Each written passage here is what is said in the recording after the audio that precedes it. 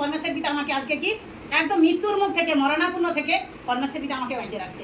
তো আমাকে শুধু নয়, আমার পুরো অল ফ্যামিলিকে, আমার 3 মেয়ে থেকে, জামাই থেকে, কারণ এরা কেউ ঈশ্বরের সন্তান ছিল না।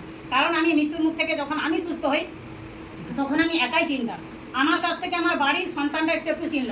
তারপর থেকে আমার 3 মেয়ে, জামাই, কারণ আমার ফুল ফ্যামিলি, যতজন আমার কুটুমজনকে আমি নিজে সুস্থ হওয়ার পর সবাইকে ঈশ্বরের এই মানে সত্য যে বাক্যটা আমি সবাইয়ের কাছে পৌঁছে দিচ্ছি। কারণ যেন সবাই সুস্থ থাকতে পারে, আমরা এইটুকু চাই। তো তাহলে দেখো, সবাই তোমরা কেউ নিজেদের মধ্যে লুকিয়ে রাখোনি, এই বাক্যকে সবার কাছে ছড়িয়ে দাও।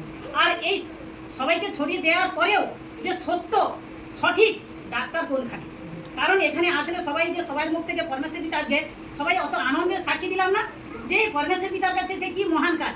দাদাভাইকে একটু ফোন করে দিয়েছি, ফোনের দ্বারায় কত বড় বড় কার্য হচ্ছে। তাহলে এই সঠিক ঠিকানাটা যেন আমরা সবাই যেন পৌঁছে দিতে পারি, সবাই কানে কানে একদম।